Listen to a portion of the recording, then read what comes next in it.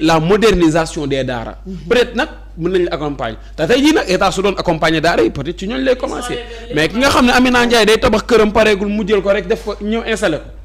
xëcc ñaari daraawam taf lal kii def nii def fondement nanga ba ñu koy utiliser lu neex ñu ne daara après tu vas demander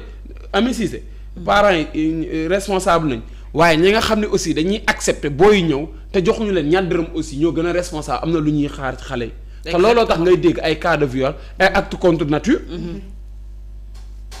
ak ay dóor xale bi ba mu sonn. yaram bi tërga nga ni sëriñu daara nga qu'on se dise la vérité. nañ bàyyi caaxaan yi. te ba pare Bijou à chaque fois da ngay gis koo xamante ne du sax taalibe parce que xam nga ñi nekk ci mbedd bi yëpp il faut que ñu comprendre que du ñoom ñëpp a nekk ay taalibe am na ci ñoo xamante ne duñu parfois da ngay dajeeg xale di la yalwaan may ma jënd lii tata doo ma may ma def te alors que du taalibe peut-être bàyyi na yaayam ak papaam këram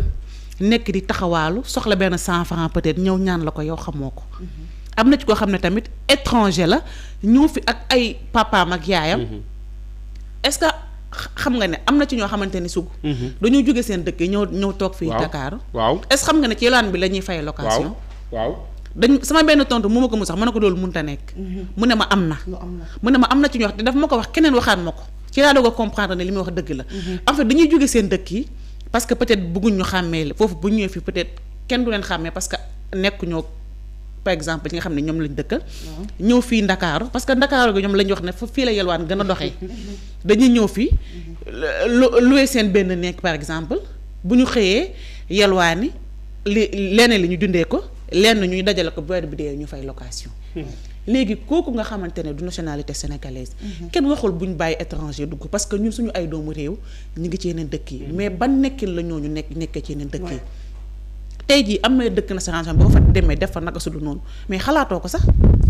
da nga sañ a dem par exemple Europe nga lekk ba pare sànni ko ci mbedd bi jamais sañoo ko parce que lu moo tax sañoo ko parce que xam nga ne foofu loi ak règlement yi dañ koy tere yow en tant que sénégalais loo ko tàmm boo demee fu di nga yàq sa bopp ba doo ko def parce que boo ko defee yar bi dina dal sa kaw léegi pourquoi pas même bu fekkee ne dañuy bàyyi ay nasaraan ñu dugg suñu ay dëkk mais ban fànn lañ fa war a duggee imaginel ki nga xamante ne yow xamoo sax làkk bi muy làkk parfois dañuy ñëw langaamu la parfois ñëw kotomu la xamoo ki ngay kotomu kan la xamoo bandi la xamoo wéy la mais kooku mën na la jël récupérer transformer la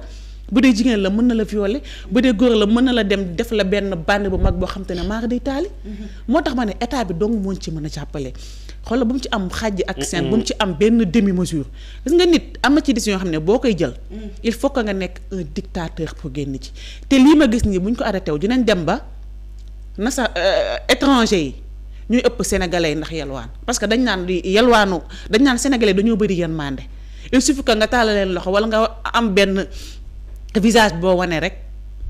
dañ lay may automatiquement. et c'est comme ça que ça se passe. exactement boo xoolee taux de pourcentage bi ñoom yalwaankat yu étranger yi ñoo ëpp sax yalwaankat yi nekk ci biir réew mi. foofu ñoo ëpp foofu romb na ko di daam xam nga bu ñu nee enfant de la rue ñu bëri dañuy yaakaar ne taalibe yi la. alors que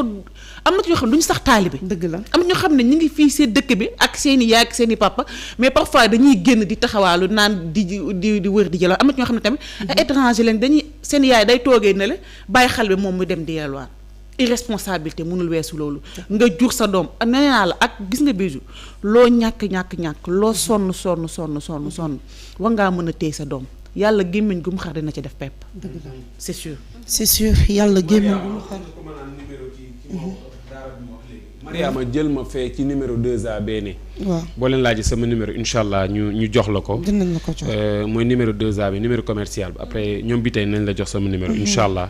après ma lijjanti la seen numéro jox la ko. incha allah am na solo Amina Cissé bu baax a baax yàlla gémmiñ gu mu xar rek dina ki def ab pepp kon bu ko defee professeur dañ lay daal di bàyyi rek nga dikk ak ñun ci nomination bi avant ñu dem ci deuxième point bi. waaw nomination yi nga xam ne duppee na fële ca conseil des ministres bi nga xam ne ñu ko doon amal démb ci àllarba bi ginnaaw bi le président de la république waxee le premier ministre wax ak ministre yenn yi bi ñu waxee ñu ñëw ci li nga xam ni mooy nomination ya nan la tey ko faxas am. lu yëngu rek la ko yëngal. nomination daal am na xaw ma ba xam faxas am na am déet bale xam nga bale nag mën na ñëw installé wu pare pour setal comme mën na ñëw bale pour setal. Amina ngaa tëb. suma fit ba dem na. am na lu sama rëst montre yow. bi sax kii na sama montre bi sax daa déplacé wu. dina déplacé wu dóor bi Doole fort bi bay kay. Ahmed lu waay duma Ahmed ayca au titre des mesures individuelles le président de la République a pris les décisions suivantes au titre du ministère de l'intégration africaine et des affaires étrangères monsieur Mohamed Konaté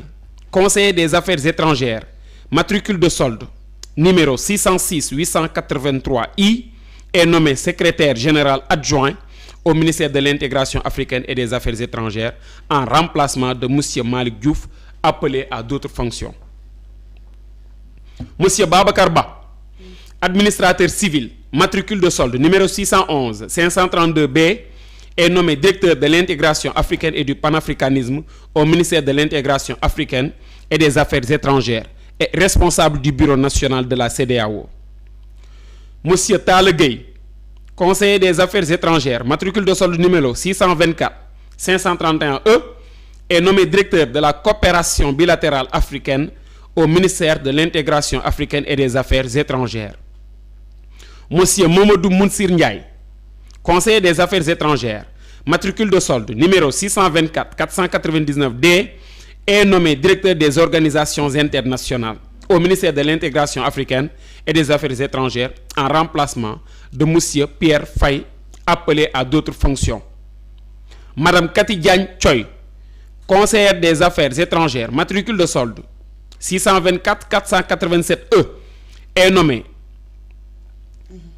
directeur Asie-Pacifique et Moyen-Orient au ministère de l'intégration africaine et des affaires étrangères en remplacement de monsieur Ousmane Diop appelé à d'autres fonctions. Monsieur Abdoulaye Keïta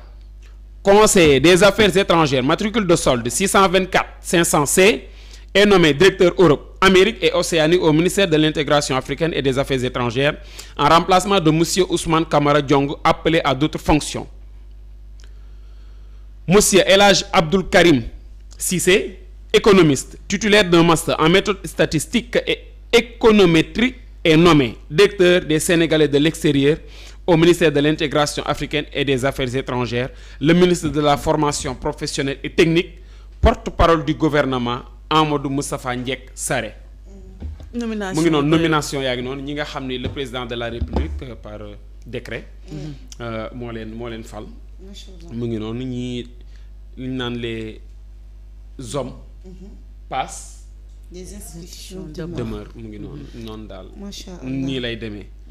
macha allah kay. am na solo bu baax a baax comme bu ko defee dañuy daal di dugg rek directement ci suñu deuxième point Amy Cissé bu ko defee ñu bàyyi rek nga àddu concernant conférence de presse bu maître Ngagne Demba Touré am